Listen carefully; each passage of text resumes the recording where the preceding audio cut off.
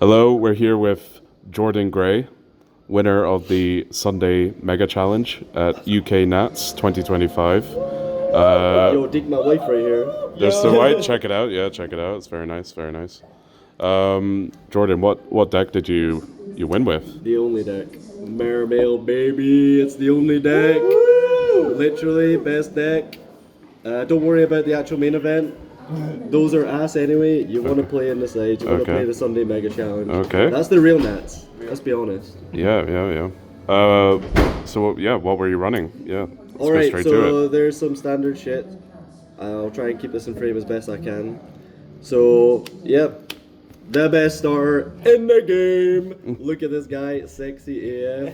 Check those Epic. abs. Anyway, what more to say? So the only issue with this is if you use your normal summon and your opponent has any kind of spot removal, it's fucking ass actually. It's terrible because it leaves the field, you can't even use it for cost anymore for the Poseidra and Reborn something. So yeah, it loses to spot removal, but you gotta play around that baby. And if you have some kind of discard outlet and you've got squad ready, you can still get it on the board. It's good. the goal. Very good. This card gets you to hand rip and Barry statue on his own actually. Very nice. If it doesn't get interrupted. Yep. Yep. Next up, the Gooners. Gooners. Goonie. We love gooning. That's all I need to say. This is non-once per turn. Add Sea Serpent. I mean, What more do you need? well, Like, that's it. yeah, That's yeah, it. yeah. So, people might think the deck loses to draw. It doesn't. It loses to draw plus nib, because there is another card that gets you around draw. But it ain't this card, so we'll stop talking about it. On to the next one. Very nice, This very gets you good. your minstrel. That's all you need. Very you need the good. minstrel and the glacier. Amazing. What's next here?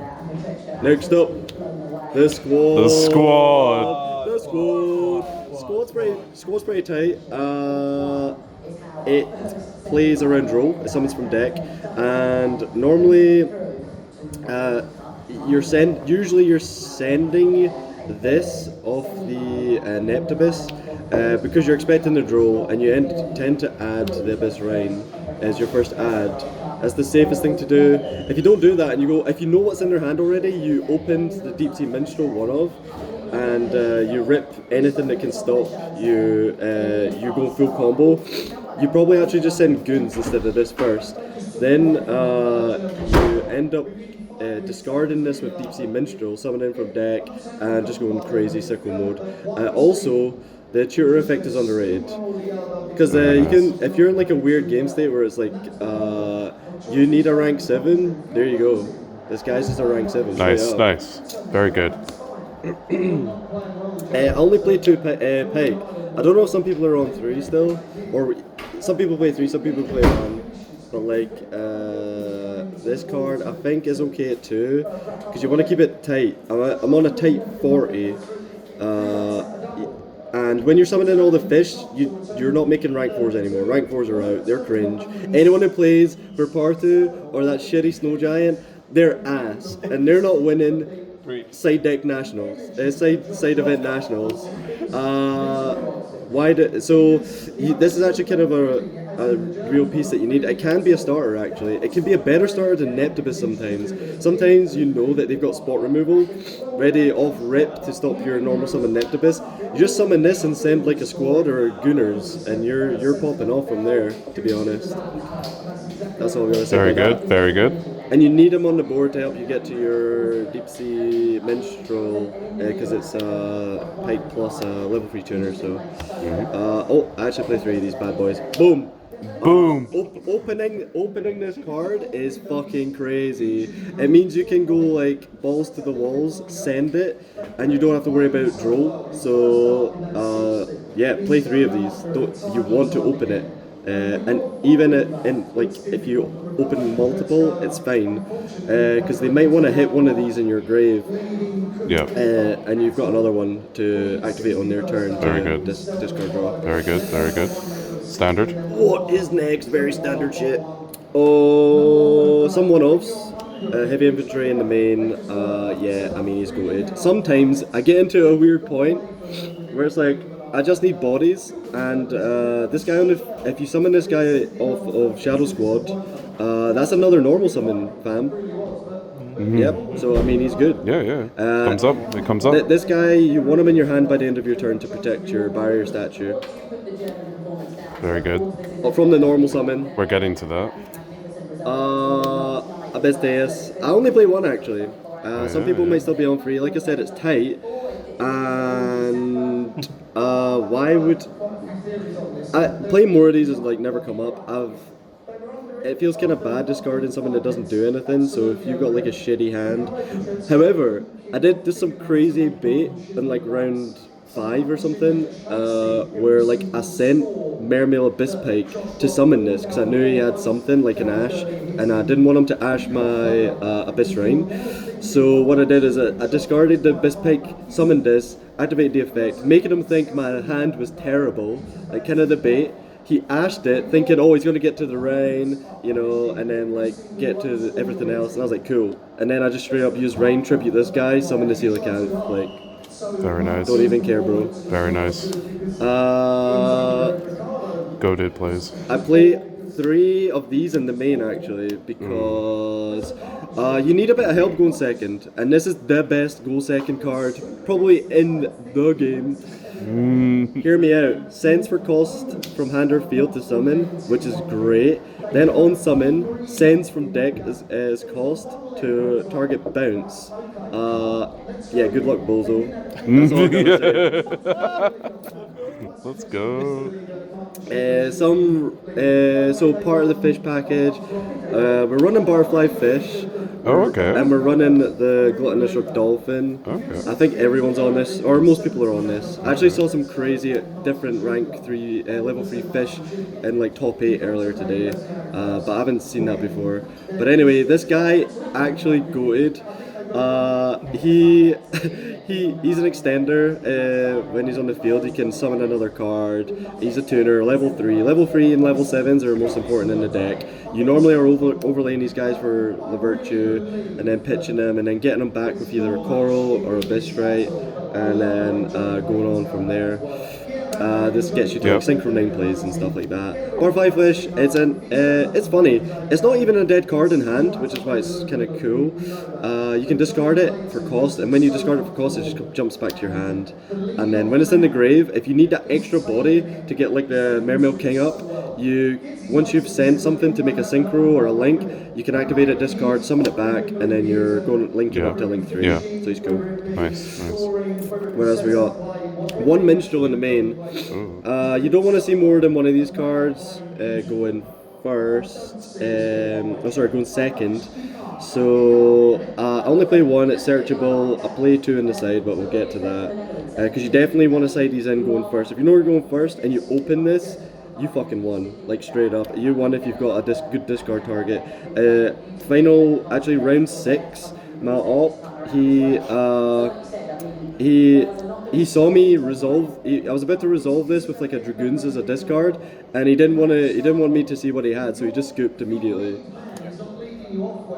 And he was on like Mitsurugi something, Fiendsmith or something like that.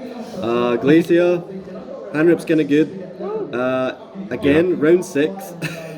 Round 6 against this Mitsurugi deck. He full-wood and Perulia'd me. I still got to the Glacia, hand ripped 2, and I hand ripped his 2 only engine cards, so he had only non-engine left. And I ended on Abyss Gaios plus Abyss Alesia, and man couldn't do anything about it. Actually. I skipped my battle phase and I still cleaned him up. Barrier statue. Woo! Let's go! Let's go! So, it's fairly easy to summon out from deck, and even if you open it, there was a point where normal summoning it was actually fine, and it stopped like a Blue Eyes player from going into their stuff. It's not the end of the world, and it's not the end of the world using it as a discard.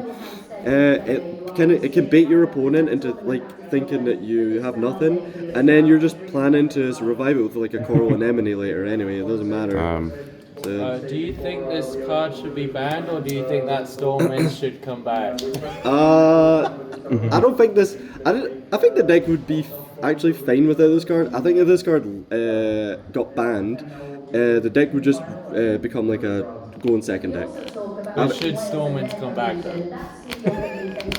Yes. Hot take. Bring it back. Bring it back. We love floodgates.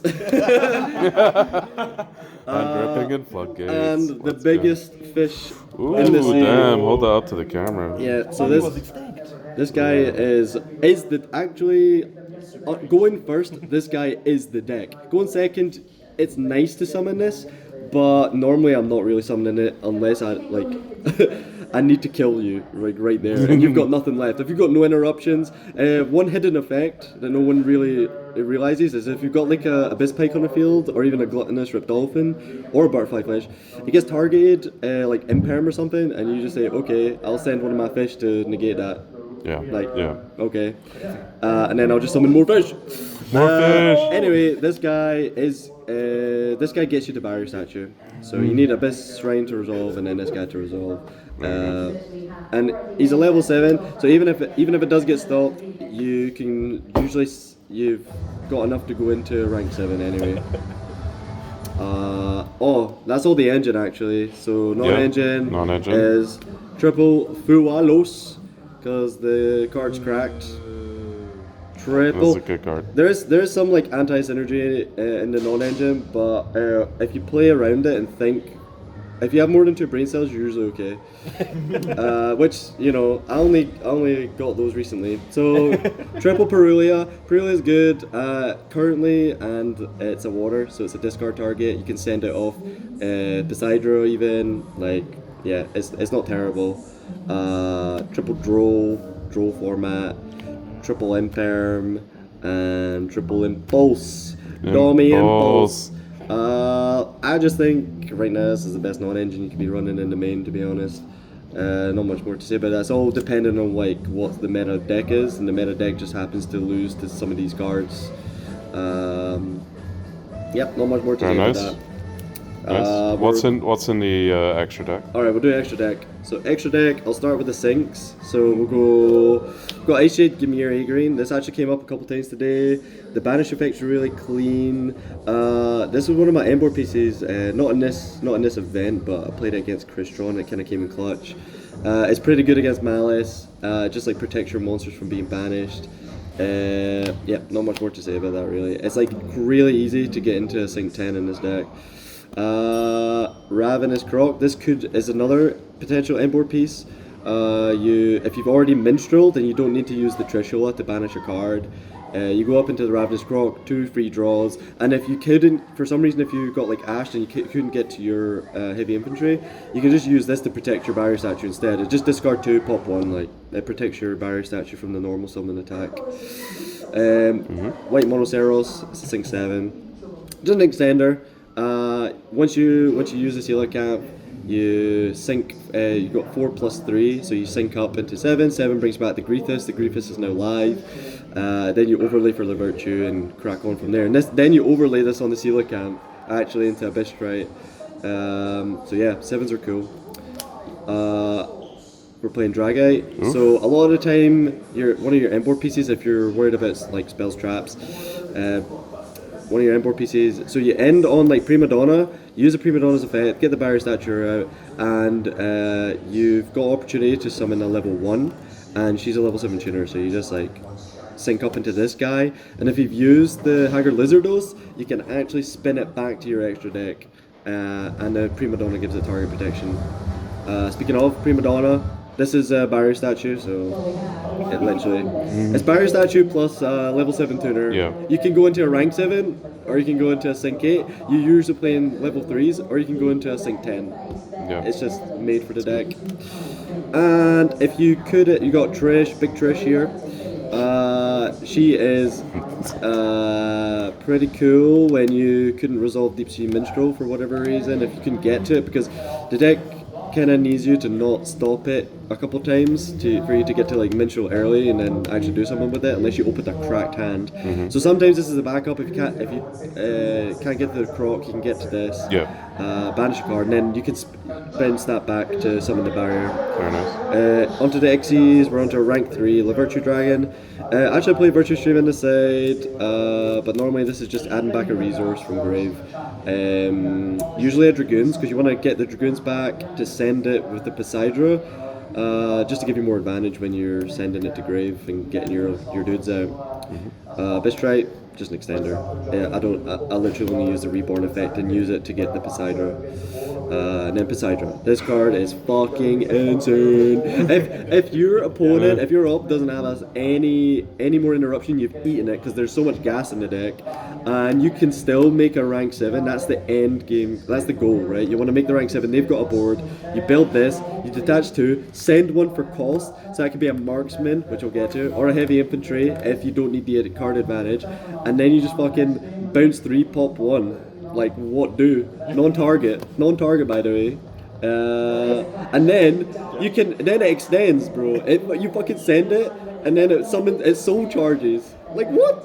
Anyway, Abyss Gaios. This guy came up quite a lot actually. In a simplified game state where you can only make like a rank 7 if you're under full elo, so you don't want to give him too much advantage. Like in the last round I did it. They full up Perulia'd me, so didn't want to give him too many draws. I'd already hand ripped him, so I made like Abyss Alacia plus the Abyss Gaios, and that was enough to be honest. The attack buff even came in clutch on the Abyss Alacia. It's Dark Ruler, and they can't attack with level 5 or higher. Nice. And you know what? Going second, if they've still got kind of interruption, but you got 2 7s on the field. What you can normally do, especially against Mitsurugi, because the attack values are quite low, is you just rank up into this guy, and then detach Dark Ruler their board before going up into the Poseidra. Right. Lizardos, he's cool. He's kind of like, this deck can get very cloggy on the board, especially with Moulin Glacia. So you want to clear your board a bit. You just link 2 off, summon all your fish from the Coelacanth, and then you draw 1 with this. Like, Yeah. it's just pretty nice. good. Abyss Keeper, did this come up today? It didn't come up in this event, but it did come up maybe once actually. I'm thinking about cutting. Like, I probably consider cutting this. This is like the most flexible spot. And the extra, what would I put in? Maybe like a Zealantis or something like that. I don't know. There could be times where Zealantis comes up. Yeah. Neptibus. This guy has several effects, and you really only care about the one, and that's the protect, what he points to. So this just protects your barrier statue. That's it. Barrier Statue. 1 coral and emanate. Some people play more than 1, but I think 1's fine. It never ever came up once today where I needed. I was like, oh man, I wish I had a second anemone. But the extend is crazy. You can get the barrier statue back from Grave if you discarded it, or you get like a Griefus back, or for like more sync plays and extension, or you get the Shadow Squad back and go into rank 7 plays. Cool. And then the last one is the Abyss Alacia.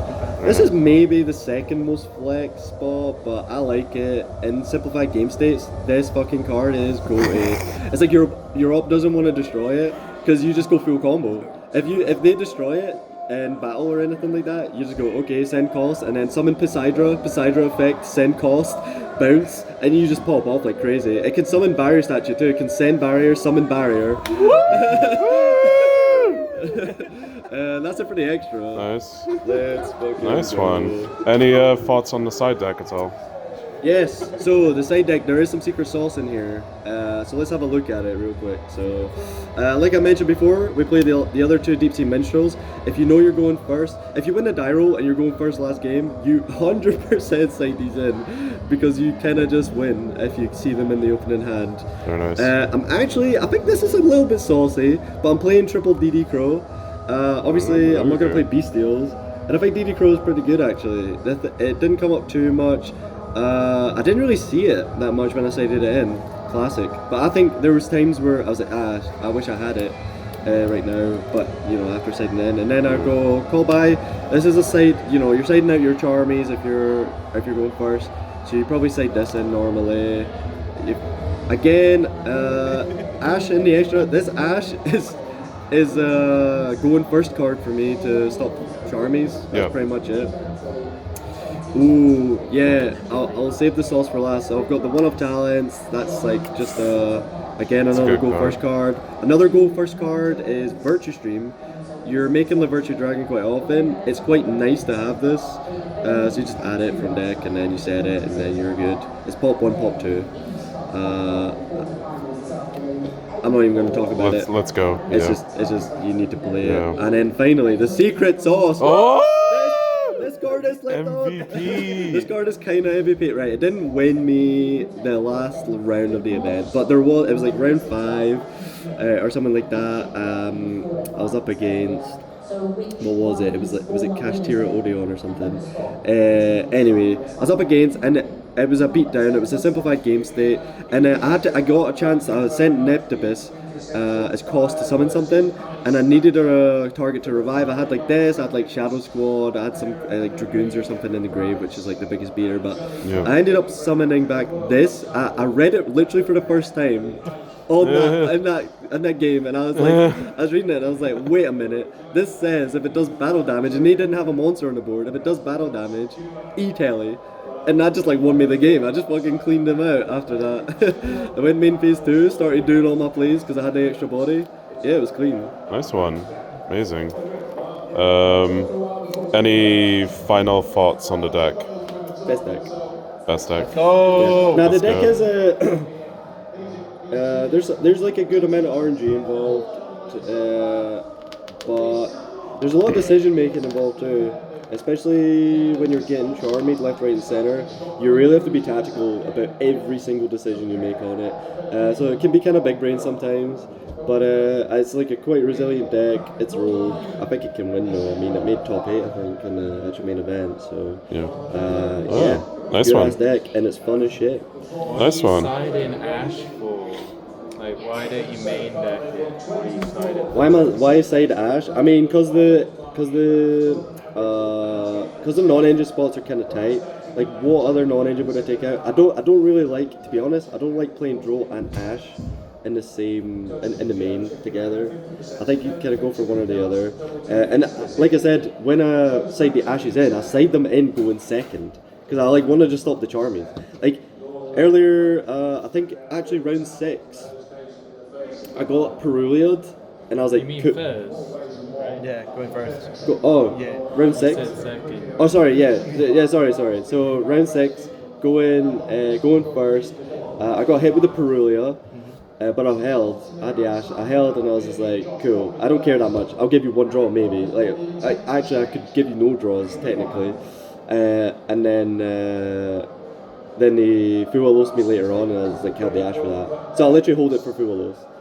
Because this deck loses to Drone Nib, actually, to be honest. It can lose to Fualos because you have to decide at that point.